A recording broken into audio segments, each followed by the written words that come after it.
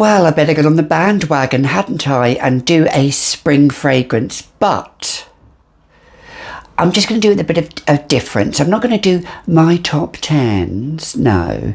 I'm going to do 3 from one of my favourite houses, designer houses, Dior. So here they are.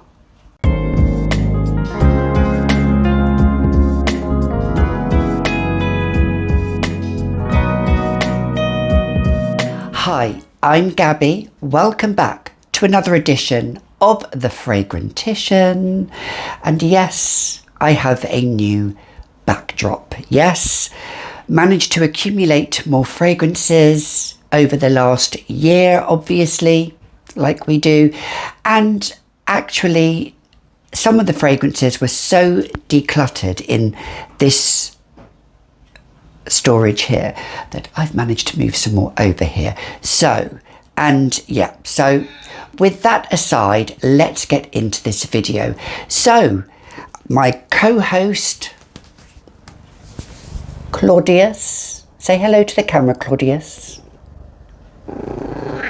Yeah, my co-host and I, let's just settle yourself.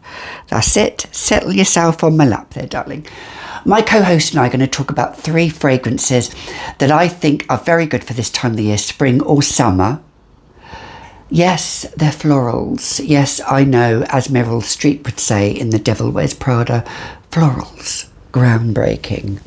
Well, honey, let me tell you, yes, florals, they are not maybe groundbreaking, but these 3 fragrances, they are floral. However, I think they have got different nuances to them. So let's get into the first one I'm talking about is an oldie of mine but a goodie, and that's Dior Pure Poison. There we go, so you can see it there in all its glory. Now, Dior Pure Poison is a white floral. It is a clean white floral. However, it does have some sensuality from sandalwood. You just make yourself comfortable there. Go on, make yourself comfortable there. It has some sensuality from sandalwood and amber as well. But quintessentially, and this is quintessentially from 2004, but this is a reformulated version. But behind me, I do have multiple versions of the reformulated one. But I wanted to show you this one because I think this is perfect for spring and summer. And it has that orange blossom and jasmine in there. And I think there's a little bit more jasmine in this than the pre-reformulated one. Yeah, it's... When I first tried this years ago, I knew it was a love at first sniff. And actually, it was a bit of hair there. If you do want me to do a video of love at first sniff fragrances, I will do it. But this was in that category. It is sumptuous with those florals, that bouquet. And recently, and this made me laugh, Smurfy Girly spoke about Dior Pure Poison. She's another YouTube content creator here. And she said it's one of those florals that's squeaky clean. It makes you squeak when you walk. I had a bit of a moment when she said that because I don't really want to squeak when I walk. I know you meant that in your way, Claire. But for me, yes, it is a squeaky fragrance. But squeaky clean fragrance, but I still think it has a bit of oomph with that jasmine. The citrus is in there as well, and it's perfect for spring and summer, ideal for this time of the year right now. Temperatures are in the lower 20s, high teens. It's perfect. Although this is a year-round fragrance, it works really well in the autumn and winter, but for spring, it's absolutely ideal. It has moderate projection and longevity, I would say, on this version compared to the pre-reformulated version. However, it lasts a good 4 to 5 hours mark, and the projection is there within the first hour, and then it creates like a little scent bubble around you. Dior Pure Poison, beautiful. The next fragrance came out in 1999. The face was, still is, Charlize Theron. The advertisement doesn't give it justice, and it actually paints a different picture of what it should be. You think it's going to be really opulent, and you think it's going to be really ambery, and it has this kind of like dress up feel to it, and I don't think it has that at all, although in the actual advertisement she's taking everything off and just like strutting naked. But that is Dior. This one is Dior Jador. Dior Jador, I absolutely love. This, I have to say, is a bottle from 1999. But, you know me, I love, when it comes to certain ones, look at that spray on that. This is your fruity floral.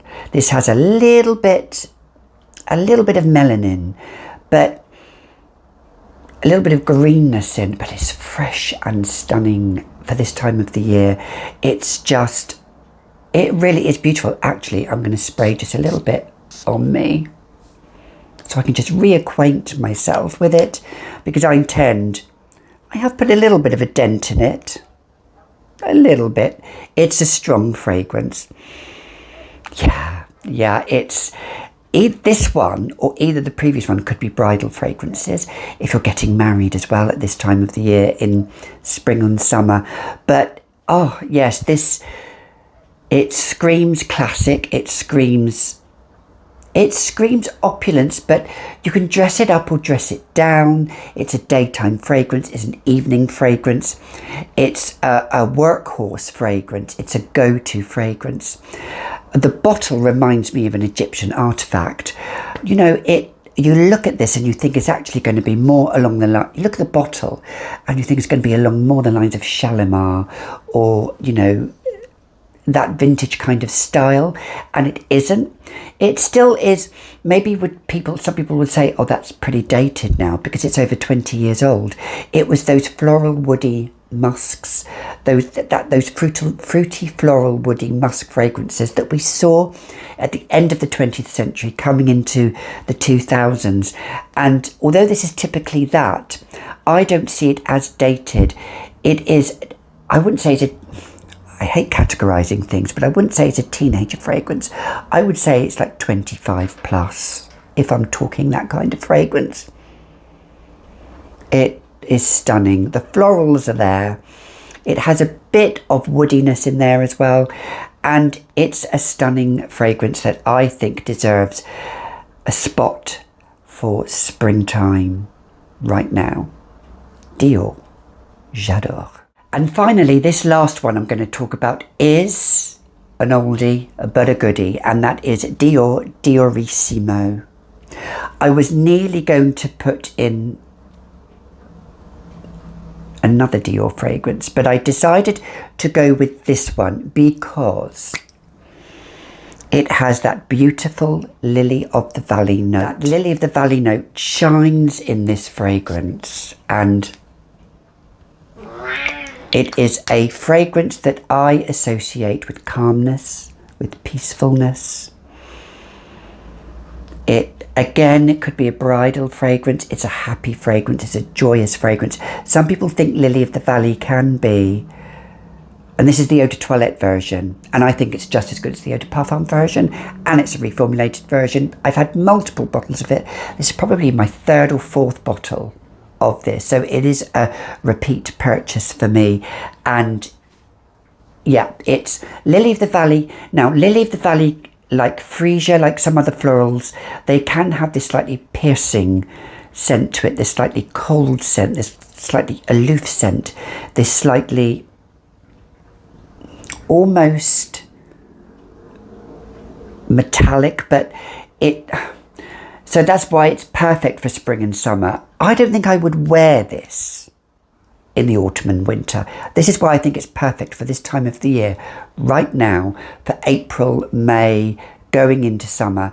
It's not cloying, it's delicate. It was one of Princess Diana's scents, and I think it deserves a spot in the spring scent.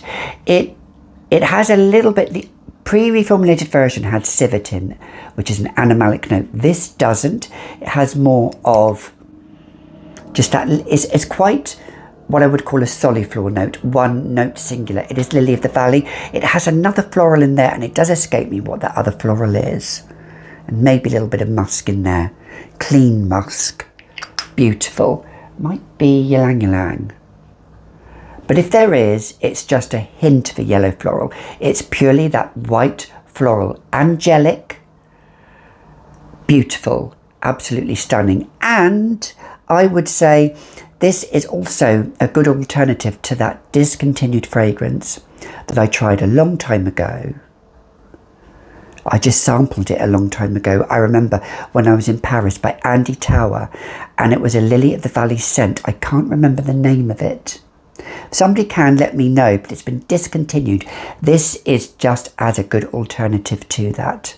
But yes, Diorissimo by Dior, which came out in the mid-50s, I think.